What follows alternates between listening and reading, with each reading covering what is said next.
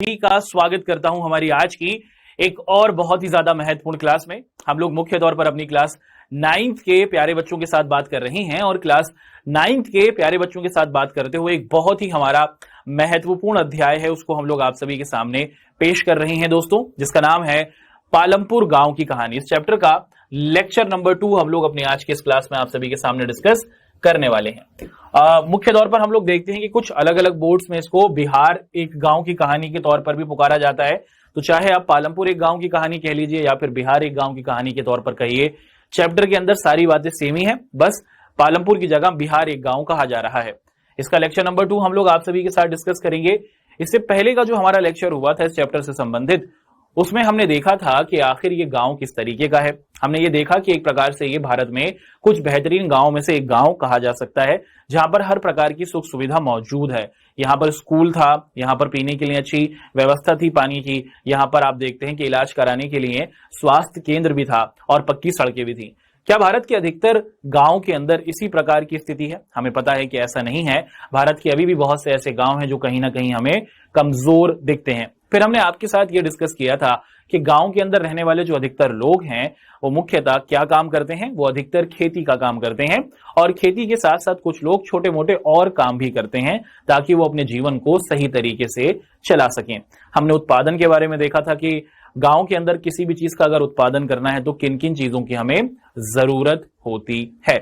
बढ़ेंगे आगे। इस चैप्टर का आज लेक्चर नंबर 2 हम लोग आप सभी के साथ डिस्कस करेंगे और बहुत अच्छे तरीके से, बहुत ही सीधे सरल तरीके से इस चैप्टर या फिर इस अध्याय की जो कहानी है उसे हम लोग संपूर्ण कर लेंगे। तो पालमपुर एक गांव, इस चैप्टर की जो समस्त कहानी है दोस्तों, उसको हम लोग आपके साथ कंप्लीट करेंगे। पढ़ने क्या वाले हैं देख लेते हैं। हम लोग समझेंगे कि गांव के अंदर ना एक बहुत बड़ी समस्या आने लगी है दोस्तों, जिसे कहा जाता है पलायन की समस्या। क्या होती है पलायन की समस्या, ये देखेंगे। और उसी के साथ साथ पूंजी की भी समस्या होती है। पूंजी का मतलब क्या होता है दोस्तों? पैसा, कि पैसा कम है ना, पैसे की कमी देखी जा रही है। उसी के साथ आप देखते हैं कि अधिशेष पैदावार की जो फसल पैदा होगी उसमें से किसको बचाया जाएगा, किसको रखा जाएगा, इस पर भी समस्या उठती है। और भारत के अंदर हमारे जो गांव हैं वहां पर गैर कृषि कार्य कौन से होते हैं वो देखेंगे। और उसी के साथ साथ इस चैप्टर से संबंधित जितने भी आपके महत्वपूर्ण प्रश्न बनते हैं आपके एग्जाम से संबंधित, उन सवालों को भी हमारी आज की इस क्लास में हम लोग आप सभी के साथ डिस्कस करने वाले हैं। तो चलिए दोस्तों स्टार्ट कर लेते हैं। एक बहुत ही महत्वपूर्ण अध्याय है पालमपुर गांव की कहानी और इसके अब नेक्स्ट टॉपिक की तरफ हम लोग बढ़ रहे हैं, जहां पर लिखा है पलायन की समस्या। अगर मैं आपसे पूछूं कि सीधे सरल तौर पर पलायन का मतलब क्या होता है, तो आप लोगों ने कहीं ना कहीं शब्द को जरूर सुना होगा। पलायन का मतलब होता है कि एक जगह से, है ना दोस्तों, कि पलायन का मतलब क्या होता है कि आप एक जगह पर मौजूद हैं और आप एक जगह से क्या करें, दूसरी जगह पर चले जाएं, है ना, खुशी से नहीं, मजबूरी में, कि भाई आपके इलाके के अंदर वॉर हो गई, लड़ाई हो गई, इस वजह से आपको जाना पड़ रहा है। आपके यहाँ पर संसाधन नहीं है, पानी की कमी है, रोजगार की कमी है, वहां पर आपको शिक्षा नहीं मिल रही है। तो जब कोई व्यक्ति अपने मूल स्थान को छोड़कर किसी दूसरे स्थान पर जाता है बेहतर जीवन की तलाश में, इसी को हम लोग पलायन कहते हैं। समझते हैं, है ना, कि अगर हम लोग देखें कि जो कृषि है हमारे गांव के अंदर, जो अधिकतर लोग हैं वहां पर वो खेती ही करते हैं और कृषि के अंदर जो रोजगार है या फिर जो काम है वो मौसमी होता है, कि जब जब फसल उगती है, जब जब उसकी कटाई होती है, तभी आप देखते हैं कि रोजगार कृषि के अंदर जो संलग्न हमारे लोग होते हैं, किसान होते हैं, उनको मिलता है। अभी तो उसके अलावा नहीं मिलता। तो साल के कुछ महीनों में आप देखते हैं कि बहुत से साल के अधिकतर महीनों में लोगों को रोजगार नहीं मिल पाता है, लोगों को काम नहीं मिल पाता है जो गांव के अंदर खेती का काम करते हैं। और इसीलिए आप लोग देखते हैं कि जो लोग अधिकतर खाली समय में रहते हैं उनको क्या हो जाता है, उनको अपना परिवार पालना बहुत ज्यादा मुश्किल पड़ जाता है, कि साल के अंदर जिस महीने बुआई हो रही है, जिस महीने कटाई हो रही है, तब तो आप बिजी हैं, लेकिन जब फसल उग रही है उस समय किसी प्रकार की कोई ज्यादा जरूरत खेत में नहीं होती है। और उस समय आप देखते हैं कि अधिकतर जो हमारे किसान होते हैं या फिर वो हमारे जो श्रमिक या फिर मजदूर होते हैं वो बहुत ज्यादा क्या रहते हैं, काम से दो चार रहते हैं, उनको काम नहीं मिल पाता है। और ऐसी स्थिति के अंदर आप लोग देखते हैं कि जो हमारे ये श्रमिक होते हैं या फिर जो किसान होते हैं वो मजदूरी करने के लिए क्या करते हैं, बड़े बड़े शहरों की तरफ पलायन करते हैं, कि भाई जब तक गांव में काम नहीं है क्यों ना हम लोग शहर चले जाएं और शहर में जाकर कुछ पैसा कमा सकें।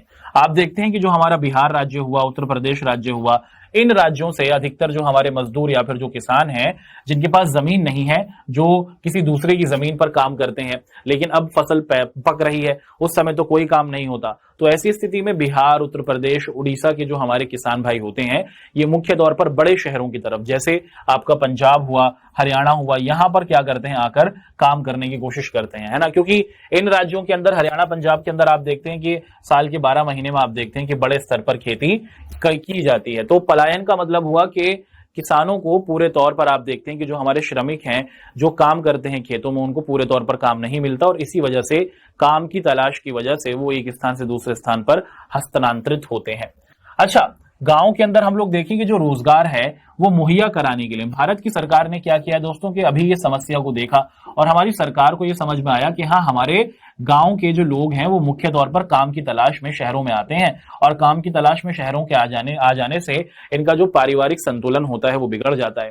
तो सरकार ने सोचा कि क्यों ना हम लोग अपने गांव के लोगों को उनके गांव में ही काम दिलाएं और इसी के लिए आप देखते हैं कि भारत की सरकार ने साल 2005 में एक योजना को शुरू किया जिसको हम लोग किस नाम से पुकारते हैं, जिसको हम लोग महात्मा गांधी राष्ट्रीय ग्रामीण रोजगार गारंटी अधिनियम, इसे नरेगा या फिर मनरेगा के नाम से भी पुकारा जाता है। क्या कहा जाता है दोस्तों, इसे नरेगा या फिर मनरेगा के नाम से भी कहा जाता है। और ये स्कीम क्या है, ये बहुत ही बेहतरीन स्कीम है, ये बहुत ही बेहतरीन कार्यक्रम है, जिस कार्यक्रम के तहत जो ये पलायन की समस्या होती है कि जो हमारे किसान काम ना होने की वजह से शहरों में जाकर मजदूरी करते हैं, हमारे श्रमिक काम ना होने की वजह से शहरों में जाकर क्या करते हैं, मजदूरी का काम करते हैं, उनको रोकने के लिए कि आप अपने गांव में ही काम करें, इसके लिए भारत की सरकार ने इस कार्यक्रम को शुरू किया। और इस कार्यक्रम में क्या किया जाता है, हर गांव के अंदर क्या किया जाता है कि आपको बहुत सारे परिवार दिखते हैं कि आप देखते हैं कि हर परिवार के एक सदस्य को कम से कम 100 दिन के काम की गारंटी सरकार देगी, है ना। आप देखें कि एक गांव के अंदर 50 परिवार हैं, तो जो परिवार का मुखिया होगा उसको क्या किया जाता है, सरकारी गारंटी देगी कि मुख्य तौर पर मुखिया हो या फिर परिवार का कोई भी एक सदस्य है, उसको सरकार 100 दिन के काम की गारंटी देगी एक साल के अंदर। तो साल में आप 365 दिन देखते हैं, इन 365 दिन के अंदर सरकार ये गारंटी दे रही है कि हम आपको साल के 100 दिन के अंदर पूरे तौर पर क्या देंगे, काम की गारंटी देंगे। और इस कार्यक्रम के तहत क्या किया जाता है, जो गांव के लोग थे जो काम ना होने की वजह से पलायन किया करते थे, शहरों में जाया करते थे, जब उनको अपने ही गांव के अंदर काम मिलने लगा तो आप देखते हैं कि इससे जो पलायन की समस्या है उसमें कहीं ना कहीं पर रोकथाम लगाई जा सकी, है ना। तो भारत की सरकार ने ये जो पलायन की समस्या रही थी इसको रोकने के लिए जो मनरेगा कार्यक्रम शुरू किया था ये काफी फायदेमंद रहा था। आगे बढ़ते हैं दोस्तों, यहां पर हम लोग देखते हैं पूंजी की समस्या। अब ये पूंजी की समस्या कैसे गांव से संबंधित है और ये गांव के विकास में किस प्रकार से अवरोध पैदा करती है, रुकावट बनती है, इसको हम लोग देखते हैं। जो बड़े बड़े किसान होते हैं ना आपके, इनके पास क्या है दोस्तों कि अधिशेष कैश की कमी नहीं होती, इनके पास बहुत ज्यादा कैश होता है। अमीर किसान अगर आपने अपने गांव के अंदर देखा होगा, अगर आप कभी गांव के अंदर गए होंगे, तो जो बड़े बड़े जमींदार होते हैं क्या उनके पास कैश यानी कि पैसे की कमी होती है? नहीं, उनके पास बड़ी बड़ी जागीरें हैं, बड़ी बड़ी जमीनें हैं और उनके पास पैसे की कमी नहीं होती। हमारे जो छोटे किसान है ना दोस्तों, खेती करने के लिए जो हमारे ये छोटे किसान हैं, इनके पास बीज तक के पैसे नहीं होते, इनके पास खाद तक खरीदने के भी पैसे नहीं होते और इसी के साथ साथ इनके पास ट्रैक्टर खरीदने के भी पैसे नहीं होते। तो खेती करने के लिए ये मुख्य तौर पर क्या करते हैं, पैसा इन्हें उधार लेना पड़ता है। तो जो बड़े किसान हैं उनके पास पर्याप्त मात्रा में संसाधन मौजूद है। जो हमारे छोटे खेतीहर हैं, जो हमारे छोटे किसान हैं, उनके पास बीज, खाद और उसी के साथ कृषि के उपकरण खरीदने के लिए भी पैसे नहीं होते हैं और खेती करने के लिए इनको क्या करना पड़ता है, इन बेचारों को फिर पैसा उधार लेना पड़ता है ना। और आप देखते हैं कि इनमें से जो कुछ किसान होते हैं वो क्या करते हैं, वो पैसा बैंक से कर्ज ले लेते हैं। तो जो हमारे अधिकतर किसान है, जब उन्हें खेती करनी होती है तो खेती के लिए बीज चाहिए, उसी के साथ खाद चाहिए, ट्रैक्टर की जरूरत होगी और भी संसाधनों की जरूरत होगी। तो किसान के पास इतने संसाधन नहीं होते तो वो क्या करते हैं, वो मुख्य तौर पर बैंक से पैसा लेने की कोशिश करते हैं। लेकिन क्या हमारे देश में हर किसान बैंक से पैसा लेता है? ऐसा नहीं है। हमारे अधिकतर किसान भाई क्या है बच्चों, पढ़े लिखे नहीं है और जो बैंक के अंदर जाने से ना ये घबराते हैं। बैंक के अंदर कागजी कार्रवाई बहुत ज्यादा होती है, बहुत सारी इंफॉर्मेशन ली जाती है, तो बहुत सारी कागजी कार्रवाई होने की वजह से आप देखते हैं कि जो हमारे किसान भाई हैं वो घबराते हैं, तो वो बैंकों से पैसा नहीं लेते। सरकार देने को तैयार है, हमारे किसान भाई घबराहट की वजह से बैंकों में नहीं जाते और वो गांव के अंदर ही मौजूद जो बड़े लोग होते हैं, जो अमीर लोग होते हैं, जो साहूकार होते हैं, जो पैसा उधार देते हैं, उनके सामने क्या करते हैं, अपने हाथ को फैलाना पड़ जाता है उनको, है ना। तो जो हमारे किसान भाई होते हैं उन्हें गांव के सेठ और साहूकार के सामने हाथ फैलाना पड़ता है और ये जो सेठ और साहूकार होते हैं ना, ये बहुत चालाक होते हैं। ये किसानों की जमीनों को हड़पने की कोशिश करते हैं कर्ज दे देकर। कैसे कि मान लीजिए कि एक हमारा किसान है दोस्तों, और इस किसान को जरूरत है कितने रुपए की, मान लीजिए कि 500 रुपए की जरूरत है। तो अगर ये बैंक के पास जाएगा, बैंक इसे 500 रुपए दे देगा और बैंक इससे कहेगा कि आप हमें 2 साल बाद दे देना, और 2 साल बाद आप 500 रुपए के ना 520 रुपए दे देना, 20 रुपए अतिरिक्त, 20 रुपए हमारा क्या हो गया, ब्याज हो गया, इंटरेस्ट हो गया। बैंक को भी तो कमाई करनी है ना, तो 2 साल बाद बैंक कह रहा है कि आप हमें क्या दे देंगे, 20 रुपए एक्स्ट्रा दे दीजिएगा। एक सही अमाउंट है, ज्यादा बड़ा अमाउंट नहीं है, तो किसान दे सकता है। वहीं अगर आप किसी साहूकार से लेते हैं, मान लीजिए कि अगर आपने किसी साहूकार से 500 रुपए लिए, तो वो आपसे कहेगा कि भाई 2 साल बाद आपको मुझे 1500 रुपए देने होंगे, है ना। तो आप देखते हैं कि ये जो किसान लोग होते हैं, ये बेचारे क्या होते हैं, ज्यादा समझदार नहीं होते हैं और कागजी कार्रवाई से घबराते हैं। तो बैंकों में जाने की बजाय जहां पर इनका फायदा हो सकता है, आप देखते हैं कि ये सेठ और साहूकारों के पास जाते हैं, और ये सेठ और साहूकार इनसे क्या करते हैं, बहुत अधिक ब्याज लेते हैं कि जितना पैसा दिया है उससे 4 गुना 5 गुना इनको ब्याज देना पड़ जाता है, और फिर ये कर्ज के जाल के अंदर क्या हो जाते हैं, फंसते ही चले जाते हैं। और फिर ये किसान जब इतना पैसा नहीं दे पाएंगे तो इनको क्या करना पड़ता है, फिर अपनी जमीन को भी इनको क्या कर देना पड़ता है, इस सेठ को दे जाना पड़ता है। तो शुरुआत में तो साहूकार आता है कि पैसा ले लो, लेकिन फिर हमारा किसान भाई उस साहूकार का कहीं ना कहीं गुलाम बनकर रह जाता है। तो पूंजी की ये समस्या आपको दिख रही है कि किसानों के जीवन को कितना ज्यादा प्रभावित कर रही है ना। अब यहां से हम लोग बात करेंगे दोस्तों आप सभी के साथ अधिशेष के बारे में कि ये अधिशेष पैदावार क्या होती है, इसको हम लोग आप सभी के सामने रखेंगे। तो बहुत ही सीधे सरल तौर पर हम लोग इस बिंदु को समझेंगे। अधिशेष पैदावार क्या होती है उसको हम लोग देखते हैं। तो हमने पलायन की समस्या के बारे में पढ़ा, उसी के साथ साथ हम लोगों ने ये देखा कि पूंजी की समस्या गांव के अंदर है, लेकिन हमारे बड़े किसानों के साथ नहीं है, छोटे किसानों के साथ है। किसान पूंजी की समस्या को कम करने के लिए पैसा लेते हैं बड़े किसानों से, ये बड़े किसान और साहूकार इनको लूट लेते हैं। बैंक मदद करता है, लेकिन किसान घबराहट की वजह से, ज्यादा समझदार ना होने की वजह से, कागजी कार्रवाई की वजह से आप देखते हैं कि बैंक से पैसा ज्यादा उधार नहीं लेना चाहते हैं। अब एक नया शब्द आपके सामने आया है जिसे कहा जा रहा है अधिशेष पैदावार। क्या होती है ये चलिए देखते हैं। देखिए कि आपकी फसल कटने के बाद, क्या आपकी फसल कट गई और फसल कटने के बाद जो आपके बड़े बड़े किसान होते हैं, इनके पास अपने इस्तेमाल के अलावा अधिशेष फसल बच जाती है। देखो जो छोटा किसान होता है ना, कुछ ऐसे हमारे किसान होते हैं जो फसल उगाते हैं सिर्फ इसीलिए ताकि वो अपना परिवार का पेट पाल सकें, ताकि वो उस फसल से अपना जीवन गुजार सकें। लेकिन जो बड़े बड़े किसान होते हैं, जिनकी बड़ी बड़ी जमीनें होती हैं, वो अपने लिए तो सामान को निकाल ही लेते हैं कि ये हमारा चावल हो गया, ये हमारा अनाज हो गया। उसके बाद वो अधिशेष फसल की, अब बहुत ज्यादा फसल बची है और इसी बची हुई फसल को क्या किया जाता है, बाजार में बेचा जाता है। तो जो बड़े बड़े किसान होते हैं उनके पास आप देखते हैं कि मुख्य तौर पर ज्यादा बड़ी जमीन होने की वजह से ज्यादा उत्पादन होता है, और इसी ज्यादा उत्पादन को क्या कहा जा रहा है, अधिशेष पैदावार कहा जा रहा है, जिसे वो क्या करते हैं, जिसे वो मंडी में बेचकर अपने पैसे को अर्जित करते हैं। आप देखते हैं कि जो मंडियां होती है, मंडियों से शहर के व्यापारी आते हैं और वो अनाज को खरीदते हैं और उन्हें फिर खुदरा व्यापारियों को बेचते हैं, है ना। कि शहर के व्यापारी बिजनेसमैन आते हैं। तो सबसे पहले आप देखते हैं कि हमारे गांव हुआ, गांव के अंदर से क्या किया गया, गांव की जो मंडी होती है उसमें आप लोग देखते हैं कि मुख्य तौर पर लाया जाता है अनाज को। फिर गांव की मंडी से शहर के व्यापारी आते हैं और इसको लेकर चले जाते हैं, और फिर शहर के व्यापारी फिर ये शहर के दुकानदारों को बेचते हैं, और फिर ये दुकानदार से आप और हम अपने सामान को खरीदते हैं। तो कुछ इस तरीके से जो अनाज होता है, जो उत्पादन होता है, वो आप तक और हम तक पहुंच पाता है ना। अब देखते हैं कि जो हमारी सरकार है दोस्तों, हमारे देश की जो सरकार है, उसने क्या किया है, उसने ना किसानों के लिए न्यूनतम समर्थन मूल्य पर क्या किया है, अनाज खरीदना शुरू किया है। न्यूनतम समर्थन मूल्य का मतलब हुआ कि अगर कोई किसान है, मान लीजिए कि मैं किसान हूं और मैं अगर बाजार में जा रहा हूं, है ना, मंडी में जाता हूं सामान बेचने के लिए, तो ये जो मंडी के अंदर बैठे हुए लोग होते हैं ये बहुत चालाक हैं, ये किसानों को कहीं ना कहीं लूटने की कोशिश करते हैं। और अगर आप देखें कि अगर आप लेके जा रहे हैं, मान लीजिए कि आपके पास 100 किलो गेहूं है और आपके 100 किलो गेहूं की कीमत मुख्य तौर पर क्या होती है, आप देखते हैं कि 1000 रुपए होती है मान लीजिए।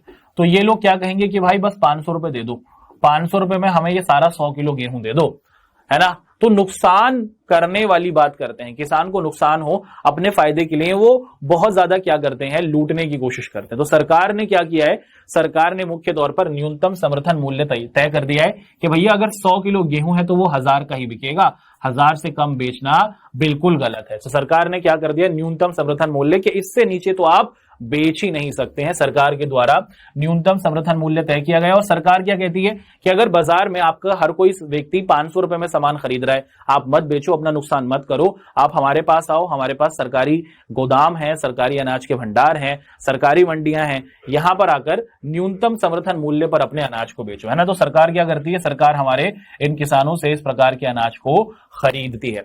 सरकार इस अनाज को खरीद कर क्या करती है दोस्तों, हमारे देश के अंदर एक कॉर्पोरेशन है, एक डिपार्टमेंट है, एक विभाग है जिसे हम लोग कहते हैं फूड कॉर्पोरेशन ऑफ इंडिया, जिसे कहा जाता है भारतीय खाद्य निगम। तो भारत के अंदर हमारे जो किसान हैं वो न्यूनतम समर्थन मूल्य पर बाहर बेचने जाते हैं तो वहां पर उनको लूटा जाता है। सरकार क्या कहती है कि कम से कम आप हमसे ही खरीद लीजिए इतने कम पैसे पर, और न्यूनतम समर्थन मूल्य पर क्या किया जाता है, किसान इनको बेचते हैं।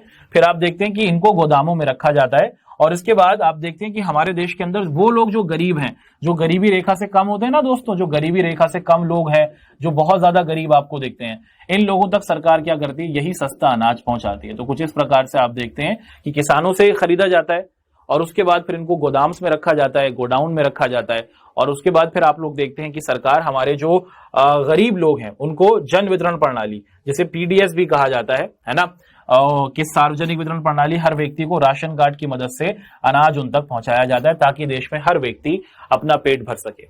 ठीक, अभी अधिशेष पैदावार क्या होती है वो हमने देखा, पलायन की समस्या क्या है वो हमने देखा, और पूंजी की समस्या की क्या कहानी थी उसको हमने आपके सामने प्रस्तुत किया। आगे बढ़ेंगे दोस्तों, यहां पर अब हम लोग आप सभी के सामने डिस्कशन करेंगे गैर कृषि कार्यों के बारे में।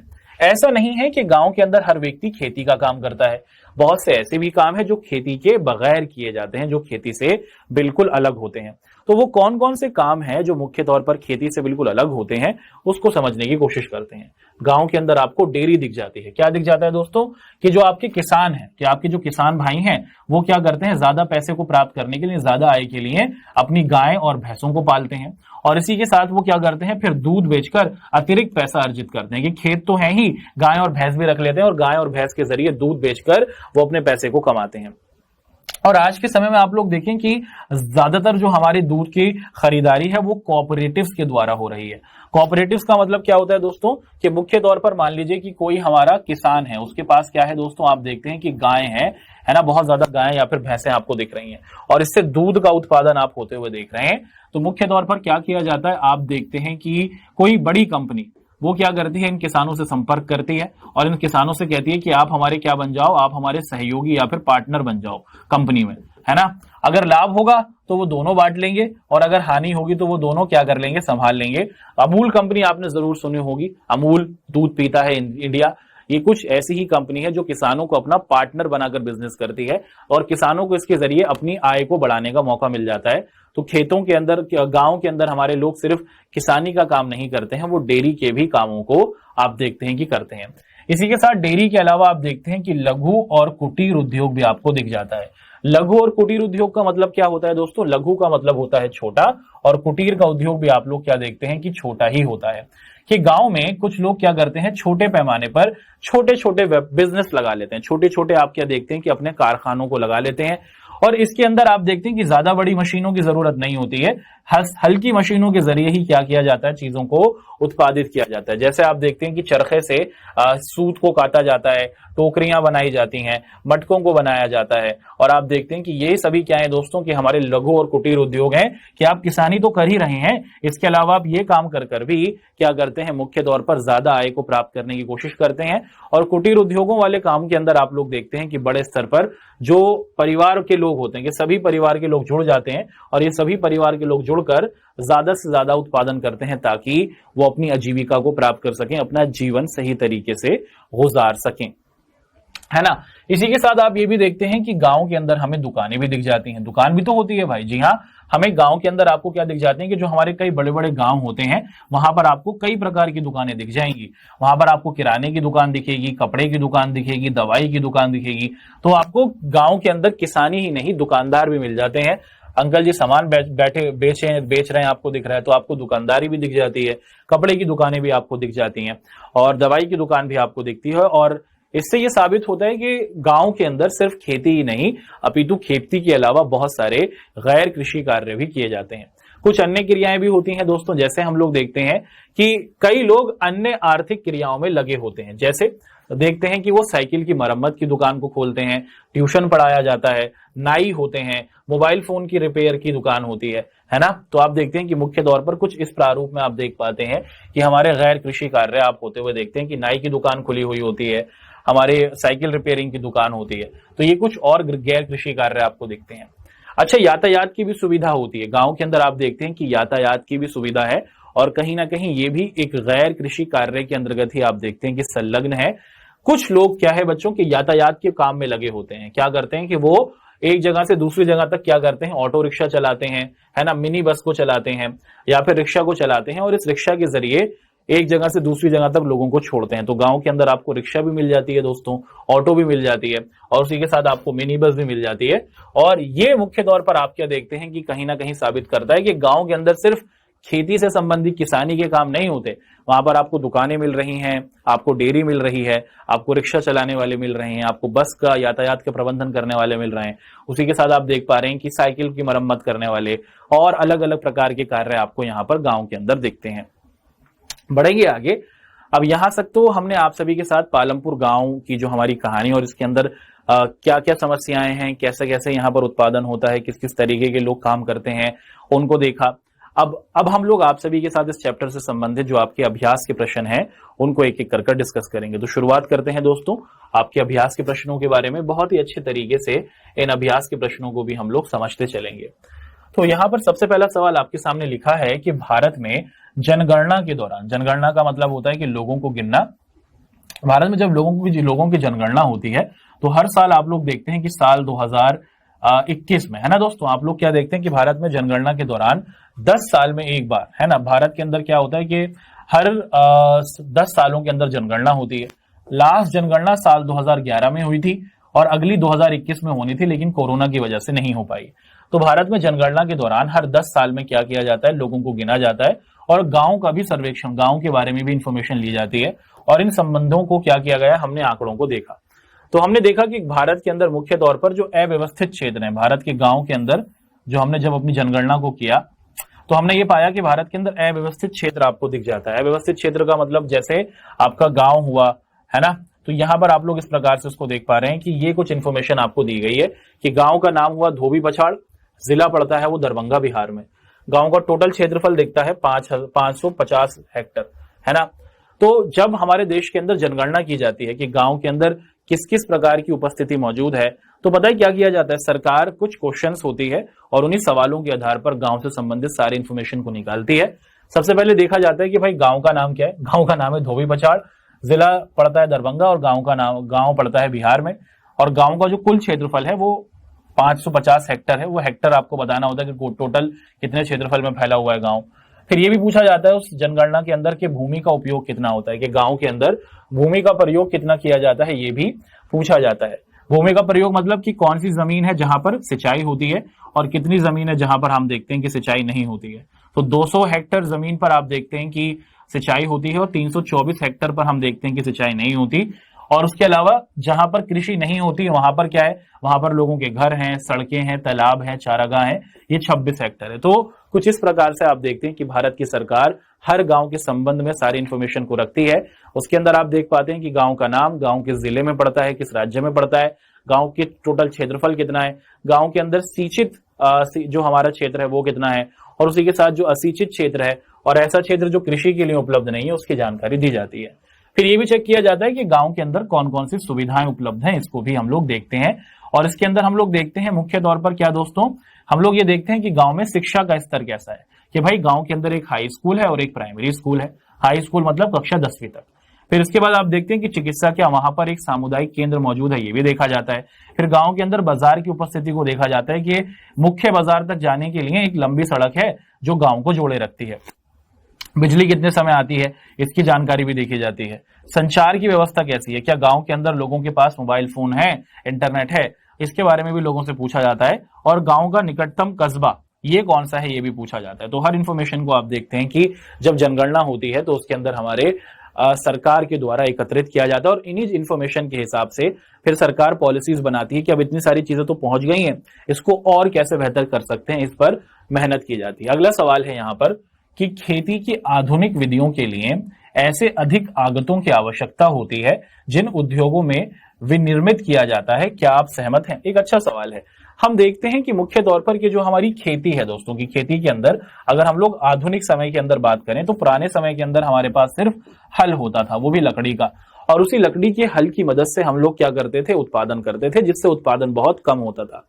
लेकिन जनसंख्या बढ़ी है मनुष्य की, और जनसंख्या बढ़ने की वजह से अब हमारी जरूरतें भी बढ़ी हैं। अब आप देखते हैं कि ज्यादा उत्पादन के लिए अब हम लोग कारखानों, विनिर्माण का मतलब क्या हुआ दोस्तों, विनिर्मित या फिर विनिर्माण का मतलब हुआ कि अब कारखानों से बना जो सामान है उसको खेती में प्रयोग में लाया जाता है। क्या आप इस बात से सहमत हैं? जी हाँ, खाद अब कारखानों में बनती है। ट्रैक्टर हमारे कहाँ बन रहे हैं? कारखानों में बन रहे हैं। कीटनाशक केमिकल्स हमारे कहाँ बन रहे हैं दोस्तों? कारखानों में बन रहे हैं, और उद्योगों में बन रहे हैं, फैक्ट्री में बन रहे हैं।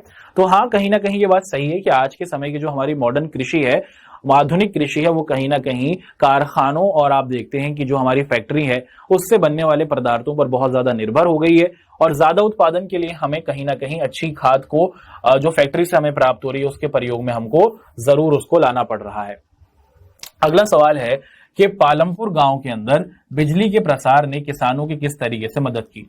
आपको पता है कि पालमपुर गांव के अंदर बिजली की व्यवस्था अच्छी है, और इस बिजली की व्यवस्था अच्छी हो जाने की वजह से इन लोगों का क्या फायदा हुआ, ये आपसे पूछा जा रहा है। आप देखते हैं कि बिजली के प्रसार ने पालमपुर गांव के किसानों की बहुत ज्यादा मदद की है। सबसे पहले आप देखते हैं कि अब यहाँ के जो किसान है ना, उन्हें थोड़ा बहुत उत्पादन भी करने के लिए, जैसे क्या है कि गुड़ बनाना हो, आटा चक्की बनानी हो, इनको क्या करना पड़ता है, अब ये आसानी के साथ क्या कर सकते हैं, मशीनों के जरिए उत्पादन कर पा रहे हैं। पहले आप देखते थे कि रात रात भर इनको जागना पड़ जाता था, तो ज्यादा इनको मेहनत करनी पड़ती थी। बिजली की वजह से आप लोग देख पा रहे हैं कि अब इनको मुख्य तौर पर बिजली की मदद से अब ये क्या कर पाते हैं, अच्छे तरीके से अपनी फसल की सिंचाई भी कर पा रहे हैं। बच्चे जो है बच्चों, आपको दिखता है कि वो अपनी सहूलियत के हिसाब से रात के समय में भी पढ़ सकते हैं। पहले आप देखते हैं कि रात को लाइट चली जाया करती थी तो बच्चे नहीं पढ़ पाते थे। अब लाइट की उपस्थित होने की वजह से जब समय होता है बच्चों के पास, वो उस हिसाब से अपनी पढ़ाई को भी कर लेते हैं, है ना। तो ये कहीं ना कहीं ये दर्शाता है कि बिजली के आने की वजह से बच्चों को ज्ञान प्राप्त करने में आसानी हो रही है, और उत्पादन में भी आप लोग देखते हैं कि बहुत तेजी के साथ फायदा हो रहा है। अगला सवाल है, क्या सिंचित क्षेत्र, सिंचित क्षेत्र का मतलब हुआ कि जहां पर सिंचाई की व्यवस्था उपलब्ध है, का बढ़ाना महत्वपूर्ण है? क्या हमें अपने गांव के अंदर पूरे तौर पर इस प्रकार की जो सिंचाई की व्यवस्था है उसको करना चाहिए, ये आपसे पूछा जा रहा है। देखिए, हमें पता है कि भूमि के आकार को बढ़ाना असंभव है। हमारे पास जितनी जमीन है, पृथ्वी है, हमारा देश का आकार जितना है उतना ही रहेगा। हम दूसरे देश को अटैक कर उससे नहीं बढ़ा सकते, है ना। तो इसीलिए क्या है कि हमारे पास अब जमीन तो नहीं बढ़ सकती, तो हमें उत्पादन को ही बढ़ाना होगा, ज्यादा फसल उगानी होगी, और ज्यादा फसल उगाने के लिए हमें ज्यादा पानी की व्यवस्था होगी। तो जितना ज्यादा हम लोग क्या करेंगे, सिंचित क्षेत्र को रखेंगे, पानी अच्छी मात्रा में प्रोवाइड कराएंगे, तो उतना ही आप लोग क्या देखते हैं कि ज्यादा मात्रा में हम लोग मुख्य तौर पर क्या कर सकते हैं, अपनी फसल को बढ़ा सकते हैं। ज्यादा उत्पादन के लिए ज्यादा सिंचित क्षेत्र का होना आवश्यक है, और ये एक बहुत ही अच्छा प्रतिरूप हमारे लिए होगा। आगे बढ़ते हैं। अगला सवाल कि पालमपुर के अंदर हम देखते हैं कि लगभग 450 परिवारों में भूमि के वितरण की एक सारणी आपको बतानी है। 450 परिवार रहते हैं पालमपुर के अंदर, इनकी बतानी है कि किस परिवार के पास कितनी कितनी जमीनें आपको दिखती हैं। आप देखते हैं कि परिवारों की संख्या है ना, कि भाई 40 परिवार हैं जिनके पास लगभग 160 हेक्टेयर के करीब भूमि है ना। तो 40 के जो परिवार आपको दिखते हैं ये कहीं ना कहीं बड़े परिवार हैं, ये जमींदार लोग हैं जिन्होंने ज्यादा जमीनों पर क्या किया हुआ है, अपना आधिपत्य या फिर कब्जा किया हुआ है। वहीं आप देखते हैं कि 240 परिवार हैं, इनके पास मात्र 80 हेक्टेयर जमीन है, और वहीं 150 ऐसे परिवार हैं जो भूमिहीन हैं, जो इन दोनों परिवारों की जो जमीन होती है उन पर खेती करते हैं। तो कुछ इस प्रकार से आप देखते हैं कि भूमि का वितरण हमें पालमपुर गांव के अंदर दिख जाता है। अगला सवाल पूछा जा रहा है कि पालमपुर गांव के अंदर जो हमारे खेतीहर श्रमिक होते हैं वो न्यूनतम मजदूरी से कम क्यों है? कि गांव के अंदर अगर आप लोग देखें कि वहां पर सरकार ने जितनी रकम तय करी हुई है कि अगर आप किसी व्यक्ति से काम लेते हैं तो आपको इतनी रकम तो उसको देनी ही होगी, इतनी सैलरी, इतनी तनख्वाह तो आपको देनी होगी। आप देखते हैं कि गांव के अंदर उसे उतनी तनख्वाह नहीं मिल पाती है। इसके पीछे कारण क्या है, ये आपसे पूछा जा रहा है। हम देखते हैं कि पालमपुर गांव के अंदर जो हमारे खेतीहर श्रमिक हैं, जो खेतों में काम करने वाले हमारे मजदूर भाई हैं, आप देखते हैं कि इनकी संख्या बहुत ज्यादा है ना। बहुत ज्यादा लोग ये काम कर रहे हैं। आपने देखा ना कि 150 परिवार के लोगों के पास जमीन ही नहीं है।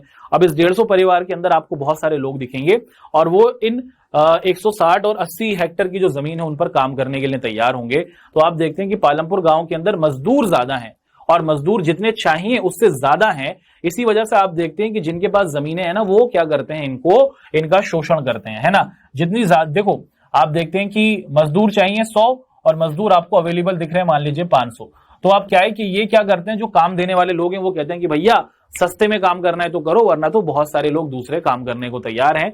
और इसी वजह से आप लोग देखते हैं कि जितनी मजदूरी इनको मिलनी चाहिए उससे कम आप देख पा रहे हैं कि इनको दी जाती है ना, क्योंकि लोग ज्यादा है काम करने के लिए। और ये जो काम देने वाले लोग हैं वो कहते हैं कि अगर इतने में करना है तो करो, वरना तो दूसरे लोग बैठे हैं वो करने को तैयार हैं। और इसी वजह से फिर ना चाहते हुए भी सस्ती दरों पर लोगों को काम करना पड़ जाता है। अगला सवाल आपसे पूछा जा रहा है कि अपने क्षेत्र में 2 श्रमिकों से आपको बात करनी है एग्जाम्पल के तौर पर, और खेतों में काम करने वाले या फिर आप वो देखते हैं कि वो फैक्ट्री में काम करने वाले आपके मजदूर, किसी को भी आप चुन सकते हैं। उन्हें कितनी मजदूरी मिलती है, उन्हें कितना पैसा नगद मिलता है या फिर उन्हें वस्तु के रूप में मिलता है ना, इसके बारे में आपको पता करना है। क्या वो कर्ज में है, ये भी आपको पता करना है। एग्जाम्पल के तौर पर यहां पर है कि आपने एक क्या करा, भवन निर्माण करने वाले व्यक्ति से क्या करी, मजदूर से बात करी, और आपको पता चला कि ये ना एक अकुशल मजदूर है। अकुशल मजदूर का मतलब हुआ कि ज्यादा इसको स्किल नहीं है, बस ये क्या करता है, जैसे ईंटें रखी हैं तो ईंटों को उठाया एक जगह से दूसरी जगह पर रख दिया। क्या इसके लिए कुछ ज्यादा टैलेंट की जरूरत होती है? नहीं। तो आपके अकुशल श्रमिक वो होते हैं जो सिंपल सा काम कर सकते हैं। तो एक मजदूर से आपने बात करी और आपने देखा कि ये अकुशल मजदूर था जो एक दिन के क्या करता है बच्चों, 250 रुपए से मिलते हैं। और जो कुशल मजदूर है, जो अच्छे तरीके से बना सकता है, जिसे पता है कि दीवार कैसे बनेगी, दीवार के अंदर किस किस प्रकार से उसको क्या करनी है, लेयर लगानी है, कितना सीमेंट डालना है, तो जो कुशल श्रमिक होता है उसे आप देखते हैं कि एक दिन में 500 रुपए तक आप देखते हैं कि मिल जाता है। तो इस प्रकार से आप देख सकते हैं कि शहरों के अंदर जो काम करने वाले हमारे मजदूर हैं, उनके अंदर भी आप देखते हैं कि उनको उनके काम करने के स्तर के हिसाब से, योग्यता के हिसाब से मेहनताना मिलता है। अगला है, एक ही भूमि पर उत्पादन बढ़ाने के अलग अलग कौन से तरीके हैं, आपको उसको एग्जाम्पल के जरिए बताना है। देखिए, अगर हमें किसी भी जमीन पर उत्पादन को अधिक बढ़ाना है, उसके लिए हमें अच्छे बीजों का प्रयोग करना होगा, अच्छी मात्रा में सिंचाई करनी होगी, हमें आधुनिक उपकरण ट्रैक्टर का प्रयोग करना होगा, और उसी के साथ साथ मिश्रित खेती करनी होगी। मिश्रित खेती का मतलब है कि 6 महीने आपने चावल को उगा लिया, उसी के साथ आप देखते हैं कि मुख्य तौर पर आपने 6 महीने गेहूं को उगा लिया। एक ही फसल को लगातार नहीं उगाना है, मिला मिलाकर फसलों को उगाना है। इस प्रकार से आप देखते हैं कि अगर खेती की जाती है तो तेजी से और ज्यादा उत्पादन बनता है और जमीन की शक्ति बनी रहती है। अच्छा, आंकड़े ये बताते हैं कि जब से हरित क्रांति भारत में हुई है, यानी कि 1966 के बाद से हरित क्रांति का मतलब हुआ कि भारत के अंदर भारत सरकार ने फोकस किया कि हम अच्छे बीजों का प्रयोग करेंगे, सिंचाई अच्छी कराएंगे और अच्छे आधुनिक उपकरणों का प्रयोग करेंगे। तो इसके बाद आप देखते हैं कि जब से भारत के अंदर इस प्रकार की नीति को लाया गया है, तो भारत के अंदर हम देख पा रहे हैं कि जो हमारी कृषि है, आधुनिक उपकरणों के आ जाने से, आधुनिक बीजों के आ जाने से बहुत तेजी के साथ बढ़ती गई है। एक और अच्छा सवाल है दोस्तों, इसको देखते हैं। सवाल कुछ इस तरीके से है कि 1 हेक्टेयर भूमि के मालिक के किसान का कार्य का आपको ब्यौरा देना होगा। कि मान लीजिए कि कोई एक व्यक्ति है जिसके पास 1 हेक्टेयर की भूमि है, तो उसका जो काम होगा वो किस तरीके का होगा। कि जिस किसान के पास 1 हेक्टेयर भूमि होगी या फिर उसका खेत होगा, वो क्या है कि बच्चों बस वो इतनी ही उपज कर पाएगा जिससे उसके परिवार का गुजारा हो पाए। तो 1 हेक्टेयर बहुत कम होती है, तो 1 हेक्टेयर किसान जो होगा वो सिर्फ इतना ही उत्पादन कर पाएगा जिससे उसके परिवार का क्या हो सके, पेट बल सके। उसके पास अधिशेष पैदावार नहीं होगी, ज्यादा उसके पास उत्पादन नहीं होगा, तो वो अपनी फसल को बाहर नहीं बेच पाएगा। इतनी फसल पैदा कर पाएगा जिससे उसके परिवार का पालन पोषण हो सके। ये किसान खेत क्या है बच्चों, जोतने के लिए बैलों का इस्तेमाल करेगा, या फिर आप देखते हैं कि भाड़े पर ट्रैक्टर को लाएगा, क्योंकि उसके पास क्या है, क्योंकि उसके पास संसाधन कम है, या फिर आप देखते हैं कि वो अपने परिवार के लोगों की मदद के जरिए ही खेत में पूरे तौर पर क्या करेगा, फसल को पूरा करेगा। तो छोटे किसान आपको देख पा रहे हैं, आपको दिख रहा है कि वो कुछ इस प्रकार से अपने जीवन को जिएंगे। अब गांव के अंदर जो हमारे मंझले किसान होते हैं, जिनके पास थोड़ी ज्यादा बड़ी जमीन होती है, या फिर जो आपके बड़े किसान होते हैं, है ना, वो किस प्रकार से खेती करेंगे या फिर उनके किस प्रकार से कार्य होंगे, ये आपसे पूछा जा रहा है। कि जो आपके मंझले मतलब होता है बीच के, मध्यम किसान जो हैं, और जो आपके बड़े किसान हैं, इनके पास आपको दिखता है कि इनके पास अपनी जरूरतें पूरी करने के बाद बहुत सी फसल बचती हुई दिखती है ना। और ये क्या करते हैं, इसीलिए दोस्तों ये क्या करते हैं, मुख्य तौर पर अपनी बची हुई फसल को मार्केट में जाकर क्या करते हैं, बेचते हैं, है ना।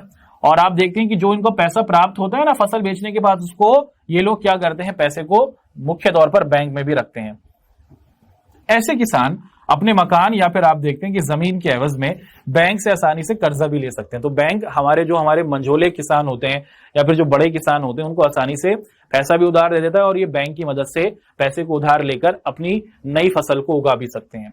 अच्छा, छोटे किसानों के पास बैंकों को कुछ गिरवी रखने के लिए कुछ नहीं होता, कोई चली अचल संपत्ति नहीं होती, और इसीलिए हमारे जो छोटे किसान हैं वो मुख्य तौर पर क्या करते हैं, जो गांव के अंदर सेठ साहूकार होते हैं उनसे पैसे को उधार लेते हैं और फिर वो उनके मकड़ जाल में, कर्ज के जाल में फंसते चले जाते हैं।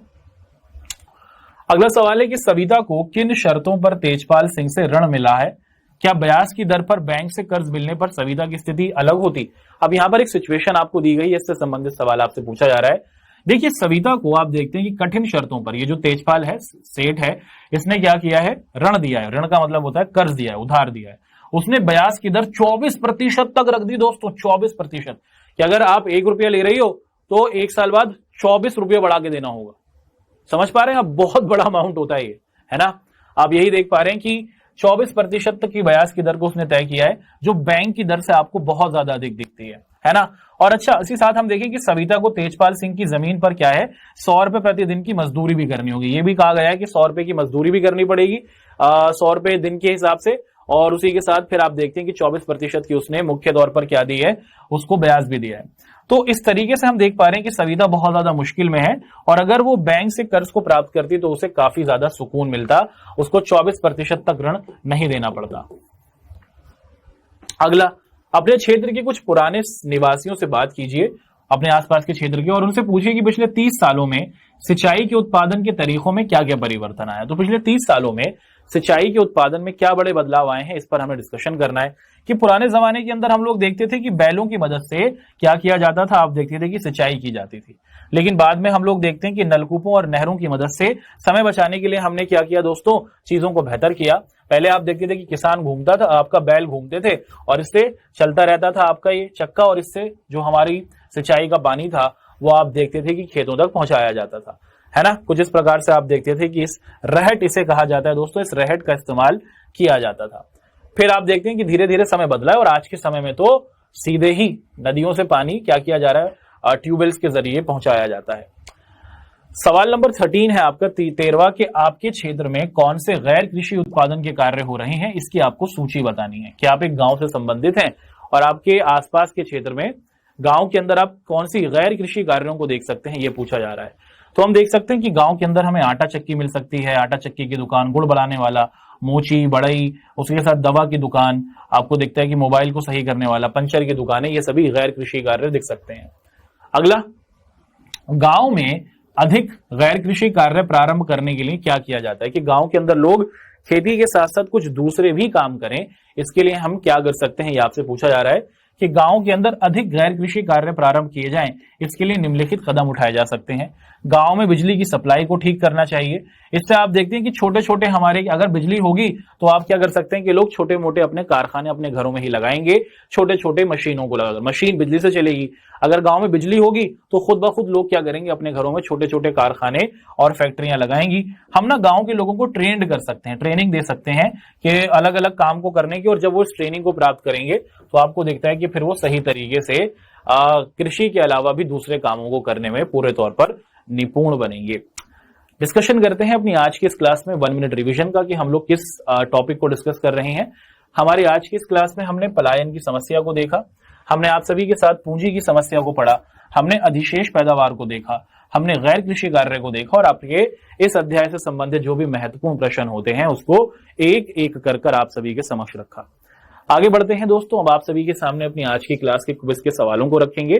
पहला सवाल आपके सामने है कि आधुनिक कृषि विधि क्या है। इनमें से आपको बताना है कि आधुनिक कृषि करने का क्या तरीका आपको दिखता है, ये आपको बताना है। 4 ऑप्शंस आपके सामने हैं।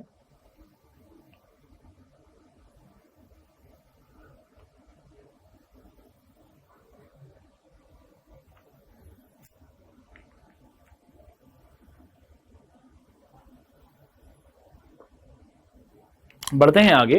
पालमपुर गांव में श्रम की व्यवस्था कहां से होती है, कि जो मजदूरी होती है वो, या फिर मजदूर लोग हमें कहां से मिलते हैं। बड़े किसान, मंझोले किसान, छोटे और भूमिहर किसान, दूसरे स्थानों से मजदूरों को बुलाया जाता है। क्या किया जाता है, कैसे मजदूरों की व्यवस्था होती है, कौन है ये मजदूर, कहां से आते हैं।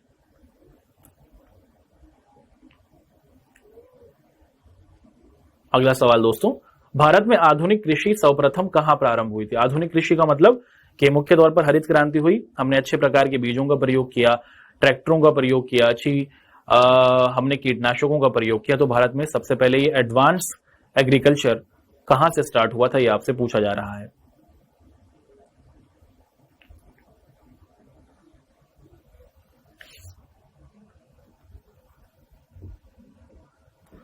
चलिए, तो यहां तक हमने अपनी आज की क्लास के क्विज के इन क्वेश्चंस को किया। सवाल नंबर 1 है, आधुनिक कृषि विधि क्या है? विधि का मतलब होता है तरीका, कि आप HYV हाई डेंसिटी वाले जो आपके ज्यादा उत्पादन करने वाले जो आपके बीज होते हैं उनका प्रयोग करें, अच्छी खाद का प्रयोग करें, जो आपके क्या होते हैं नेचुरल कीटनाशक होते हैं जो केमिकल्स रहित होते हैं उनका प्रयोग करें। इसके जरिए हम लोग क्या कर सकते हैं, ज्यादा उत्पादन को बढ़ा सकते हैं। तो ये आपका आधुनिक कृषि विधि के प्रारूप में आता है। पालमपुर गांव के अंदर जो हमारे श्रमिक हमें दिखते हैं, इनकी व्यवस्था कहां से होती है कि गांव के अंदर आप लोग देखते हैं कि जो छोटे किसान हैं या फिर जो भूमिहीन किसान है जिनके पास जमीन नहीं है, वही श्रमिक के तौर पर, मजदूर के तौर पर काम करने को तैयार होते हैं। अगला आप देख पा रहे हैं कि भारत में आधुनिक कृषि का सर्वप्रथम आरंभ कहां हुआ? आप देखते हैं कि पंजाब, हरियाणा और हमारे पश्चिमी उत्तर प्रदेश में भारत में हरित क्रांति या फिर आधुनिक कृषि की शुरुआत हुई। और उसके बाद जब यहां पर अच्छे तरीके से इन लोगों ने अच्छे बीजों का प्रयोग किया, अच्छी खाद को लगाया, ट्रैक्टरों का प्रयोग किया, तो उत्पादन बहुत तेजी के साथ हुआ और फिर ये कृषि में संपन्न राज्य बन गए। आगे बढ़ते हैं, आपके सामने अपनी आज की क्लास के होमवर्क के क्वेश्चंस को रख देते हैं, यहां से आपको मिल जाएंगे। अगली क्लास में हम लोग क्या पढ़ेंगे दोस्तों? अपनी नेक्स्ट क्लास के अंदर हम लोग मानव संसाधन, इस चैप्टर को आप सभी के सामने रखेंगे। तो तैयार हो जाइएगा, एक नया अध्याय आप सभी के सामने अपनी अगली क्लास के अंदर हम लोग प्रस्तुत करेंगे। हम आशा और उम्मीद करते हैं कि जो हमारी आज की क्लास हुई है ये आपके लिए बहुत ही ज्यादा फायदेमंद रही होगी। अपनी नेक्स्ट क्लास के अंदर मानव संसाधन इस चैप्टर को करेंगे शुरू। तब तक आप सभी बच्चे अपना ध्यान रखें। आपका हमसे जुड़ने के लिए बहुत बहुत धन्यवाद।